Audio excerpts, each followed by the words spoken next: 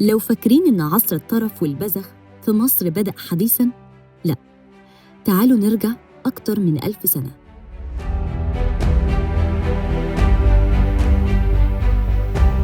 ونتكلم عن واحد من أكتر حكام مصر جدلاً وغرابة، أبو الجيوش خيماروي ابن أحمد ابن طولون.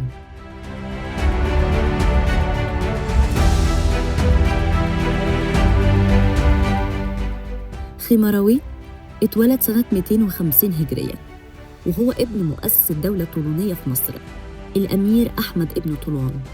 ولما أبوه توفى سنة 270 هجرياً و884 ميلادياً استلم الحكم وهو لسه شاب صغير ما كملش 20 سنة. ناس كتير وقتها شكت إنه قدر يمسك دولة كبيرة زي دي، بس اللي حصل كان عكس التوقعات. أول ما مسك الحكم البلد كانت في حالة قلق سياسي بعد وفاة أبوه. العباسيين كانوا مستنيين أي فرصة يرجعوا يسيطروا على مصر، والبيزنطيين كمان بيتحركوا على الحدود. لكن خيماروي كان عنده ذكاء عسكري واهتمام رهيب بالجيش. هو مش بس اهتم بعدد الجنود، لا، ده اهتم بشكلهم ولبسهم وهبتهم قدام الناس.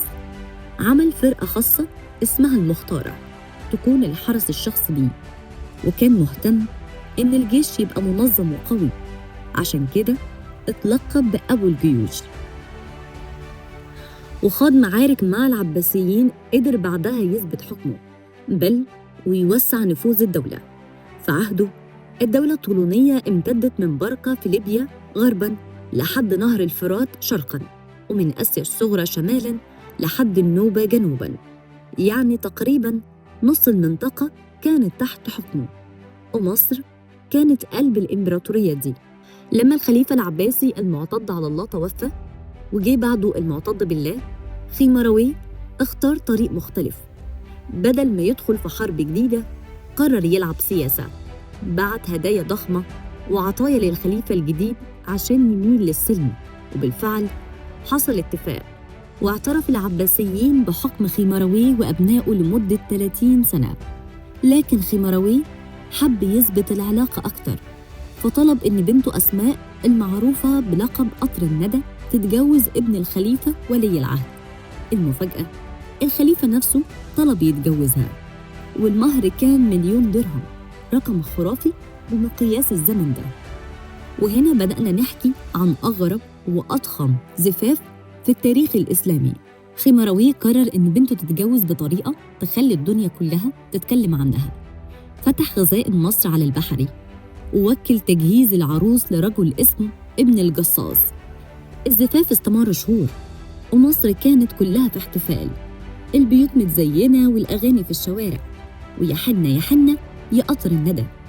الأغنية دي لسه لحد النهاردة عايشة في التراث الشعبي.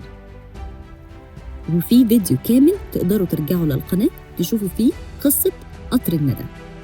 بس السؤال المهم، مين دفع الثمن؟ المعتض بالله ما كانش غبي. في ناس بتقول إنه وافق على الجوازة عشان يفقر بني طولون، وفعلاً ده اللي حصل. خيماروي صرف أموال مهولة من خزائن الدولة.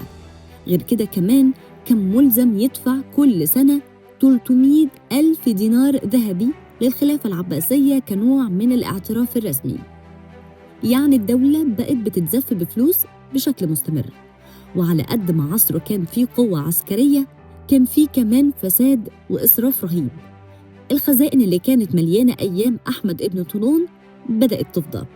بعد ما خلص جواز بنته، خيماروي راح دمشق وأقام في قصر بناه عند سفح جبل قصيون. لكن النهاية كانت صادمة. سنة 282 هجرياً وهو عنده 32 سنة بس، اتقتل في فراشه على إيد بعض خدامه. واحد من أقوى حكام مصر في وقته بيموت غدر، وانتقل جثمانه من دمشق لمصر واتدفن في القطائع عند المقطم. مدة حكمه كانت 12 سنة و18 يوم بس، سنوات قليلة لكن مليانة أحداث، قوة، بذخ، سياسة. خيماروي كان عنده جيش قوي ووسع حدود الدولة، وخلى العباسيين يعترفوا بيه رسمياً. لكن في نفس الوقت إسرافه الضخم واستنزافه لفلوس الدولة عجل بانهيار الدولة الطولونية بعد سنين قليلة. قصته دي دايماً بتخلينا نسأل، هل الزعامة بس قوة عسكرية؟ ولا إدارة فلوس وحساب لكل خطوة؟ خيمراوي كان أبو الجيوش، بس يمكن ما كانش أبو الاقتصاد. وفي النهاية التاريخ عمره ما بيرحم حد، لا اللي حارب بسيفه ولا اللي صرف ذهبه في ليلة فرح.